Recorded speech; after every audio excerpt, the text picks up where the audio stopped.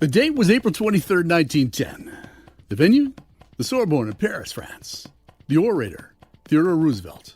And the message, find your arena.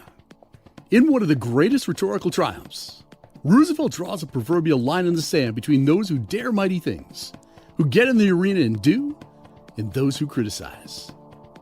He reminds us that glory and honor comes from those who spend themselves in a worthy cause, and encourages us to praise the people who are out there fighting the big battles, even if those battles end in defeat.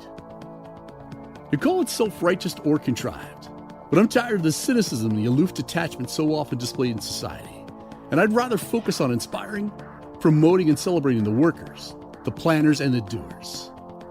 I believe that life would be so much more rewarding if we encourage people, especially our youth, to do their own push-ups, to develop self-reliance, and to spend themselves doing mighty things, on doing work that matters and pursuing a worthy cause.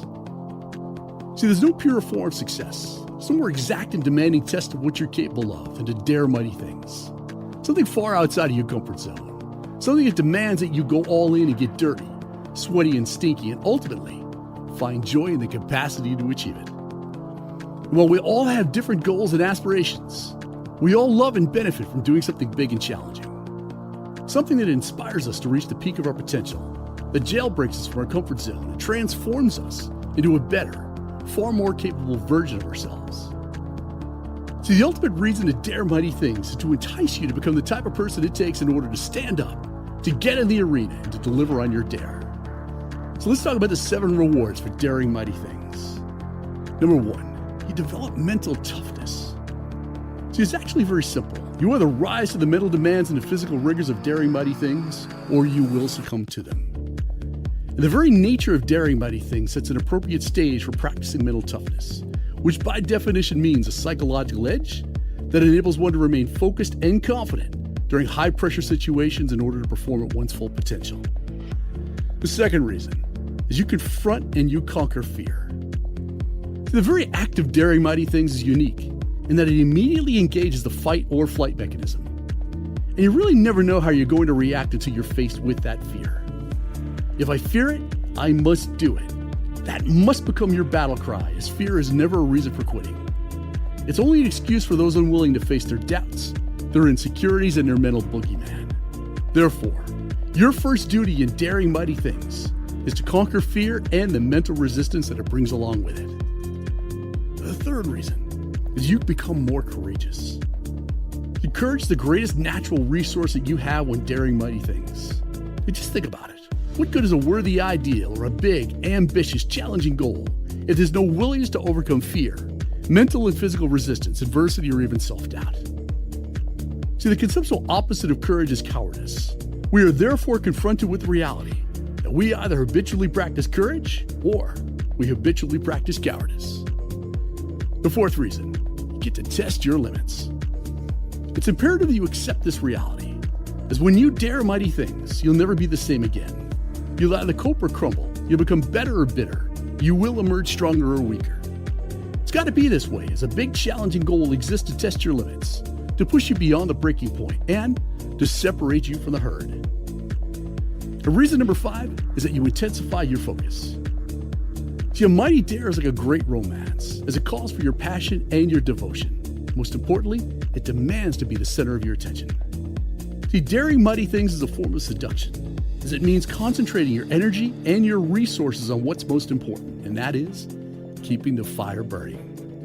And you do that by making everything count, as everything you think, everything you say, and everything you do must be focused on the mighty goal and on leveraging all available resources.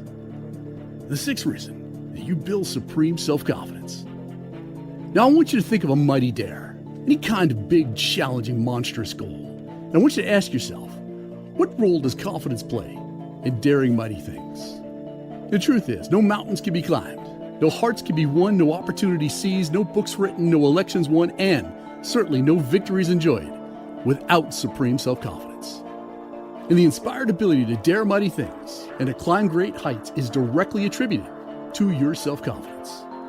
As your challenges build, so does your self-confidence. And finally, number 7, you get to turn pro. See, few things in life are capable of radically altering your perspective. But developing the capacity to dare mighty things not only impacts the size of your results, but it also transforms your mind and it expands your worldview. And it changes everything. Because the way you walk, the way you talk, the way you communicate, it all exudes a level of self-confidence and self-assuredness it's absolutely impossible not to notice. Daring mighty things involves psychological trauma that induces fear, self-doubt, and insecurity while simultaneously dislodging you from the comfort zone, which ultimately brings about a superior performance. But by daring mighty things, you provide yourself with proof that you have what it takes to become one of the great ones of your generation. And this proof cements in your mind that you're the type of person capable of greatness, that you really can do anything that you set your mind to. Now allow me to wrap this one up with a close worthy of this mighty subject. As the ultimate test of the impact of your life is twofold. Whether the world you leave behind is qualitatively different from that which you inherited, and what grand contribution you made to that change. And that is why I'm calling you out right now. As there's no better time than right now to stand up, to stop tweeting, to step into the arena, and to challenge yourself to dare mighty things. And I created the 100-Day Challenge to show you how. So check it out at 100daychallenge.com and see for yourself why over 600,000 people and organizations use the strategies they learned in the 100-Day Challenge to supercharge their growth and to get more accomplished in 100 days than most people do over the course of 10 years. Make it the very next thing you do.